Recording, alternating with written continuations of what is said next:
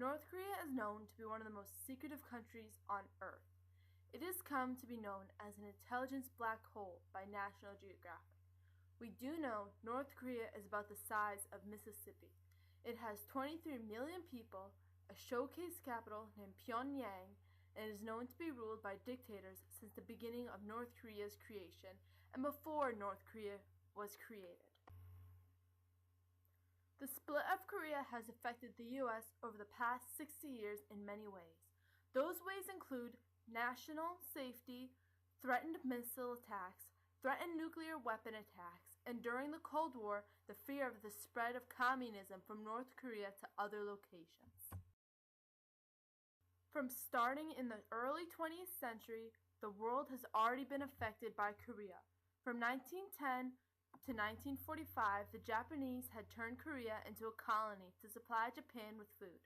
Japan built bridges, railways, and roads throughout mostly agricultural Korea. The Japanese also built many factories within Korea. The urban population grew quickly in Korea, but nevertheless, Korea remained mostly agricultural. In 1919, many people in Korea took part in peaceful protests as demonstrations of independence, but the Japanese responded by arresting and executing them. It was not until 1921 the people of Korea were allowed to publish their own newspapers or to organize political or intelligence groups. In the 1930s, the Japanese tried to assimilate the Koreans by persuading them to adopt Japanese names. All education was taught in Japanese. School children were forbidden to speak Korean. The Japanese also tried to persuade the Koreans to change their religion. This had no success. Japan attempted to turn Korea into part of Japan, ended in 1945 when they surrendered to the Allies. During World War II, many Koreans volunteered or were forced to work in Japan. At the start of the Cold War, the division of Korea was affecting the world. Russia and the U.S. agreed Korea would be divided into two zones, Russian and American, communist and democratic. In August 1945, Russian troops entered North Korea. U.S. troops entered in South Korea. Korea was divided along the 38th parallel. In 1948, the Russians installed a communist government in North Korea, and the U.S. installed a democratic government in South Korea. Korea became two countries, one communist and one democratic. As the early part of the Cold War progressed, the division of Korea, 38th parallel, became more accepted around the world. Korea never became unified again. However, Kim Il-sung wished to unify Korea under his communist rule. He was going to accomplish this goal by force.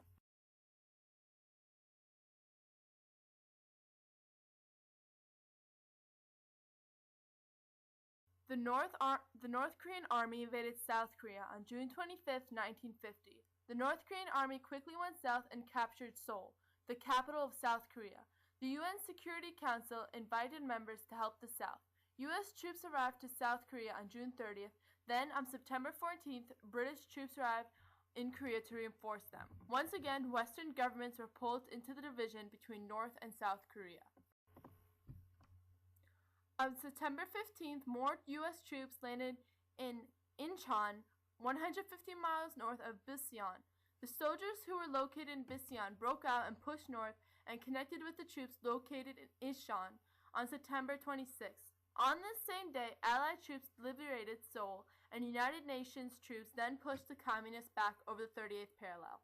General MacArthur was put in command of the UN forces, mostly U.S. troops, and engineered an attack at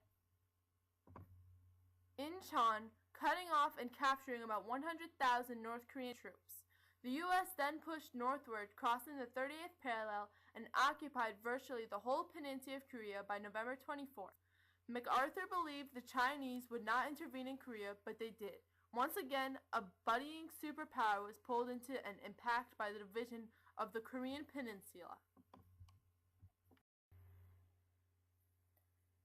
China decided to join communist forces by adding 180,000 troops to North Korean forces.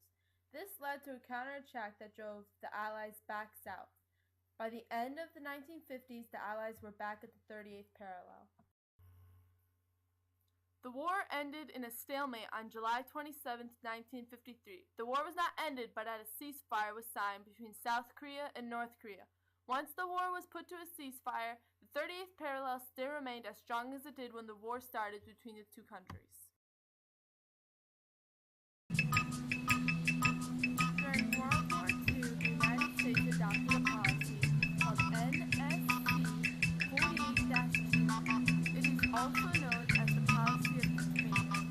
This policy is primarily non-military, economic, and military aid, given to non-communist regiments in Asia. The purpose of this was to stop communism from spreading into areas where it did not exist.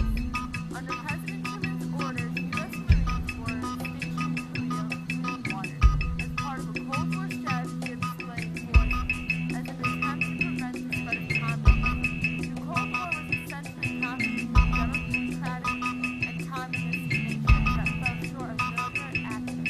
The conflict in Korea, the Cold Wars were taught that military action became necessary. The end of the hot fighting Korea was the start of Cold War competition that will continue the following more concerning over the globe. The Korean War had a large impact on the U.S. It cost over $2 billion and 554,291 in American lives. General Douglas MacArthur had a household name at the peak of the war because of his service in World War II. But when he was removed from the U.S. Army by President Truman for attempting to wage all-out war in North Korea and the Soviet Union, many people in the U.S. and even the UK were outraged. The Korean War is the less-known war. It is very destructive and caused significant economic and social damage to Korea. The Korean War caused a rise to the U.S. and economies. Much of the equipment and material used in the Korean War was brought in from Japan. Also showed the growth anti-communist feeling across the U.S. The Korean War brought both positive and negative effects to the world. North Korea is the most isolated country on Earth. And a social disadvantage to Korea, U.S. and Japan, but the war also legitimized the United Nations and brought military expansions to the world. The Korean War was able to reinforce the idea of more prominent military systems and the importance of the United Nations. The end of the Korean War is left Korea still split and still with a communist government that led North Korea to deal with even through today. The effects of the Korean War can, without a doubt, still be seen throughout the world today. Kim Il-sung was the leader of North Korea from 1953 until his death on July 8, 1994. Then, upon his death, his son Kim Il-sung dictated North Korea from the day his father died to 2011. In 2011, Kim Il-sung passed away and his son North Korea has failed miserably in economic growth, says Stephen Haggard of FP Foreign Policy. It is believed that if North Korea from the end of the Cold War in 1990 had started making smart economic decisions and per capita income could have tripled from 1990 to the present, putting it in league with Ukraine and Morocco, making its economy better than it is reported to be.